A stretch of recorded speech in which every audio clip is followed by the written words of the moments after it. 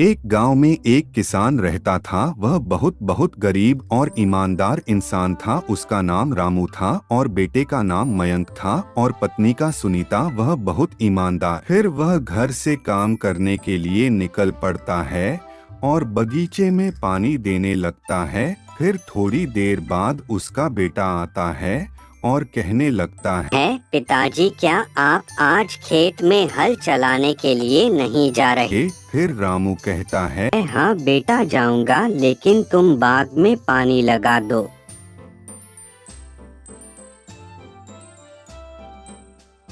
फिर उसका बेटा बाग में अपना पानी लगाने लगता है और थोड़ी देर बाद उसके पिता के दोस्त आ जाते हैं और कहने लगते हैं, बेटा तुम्हारे पिताजी कहाँ पर हैं, क्या कर रहे हैं? और मयंक कहने लगता है कि मेरे पिताजी खेत में हल चला रहे हैं।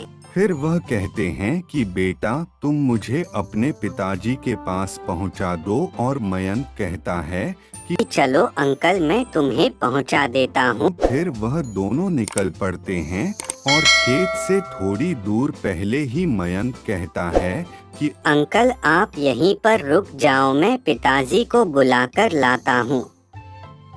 फिर मयंक अपने पिताजी को बुलाने के लिए चल जाता है। उधर उसके पिता खेत में हल जोत रहे थे।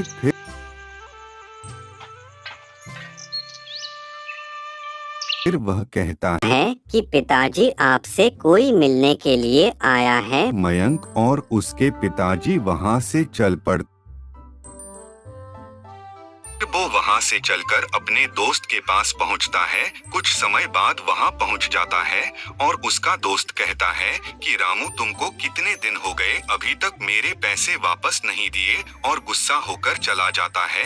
फिर इतना कहकर वह सभी वहां से चले जाते हैं। वो अपने घर आ जाता है और उसकी पत्नी कहने लगती है कि ऐजी आप इतनी जल्दी घर पर क्यों आ गए? फिर वह कहने लगता है कि श्याम अपने पैसे वापस मांग रहा था और वह वहां से इतना कहकर घर से चला जाता है। चलते चलते रास्ते में एक तांत्रिक के पास पहुंचता है और तांत्रिक से कहा लगता है कि बाबा मुझे बहुत दिन हो गए, खेती में नुकसान ही पड़ता जा रहा है।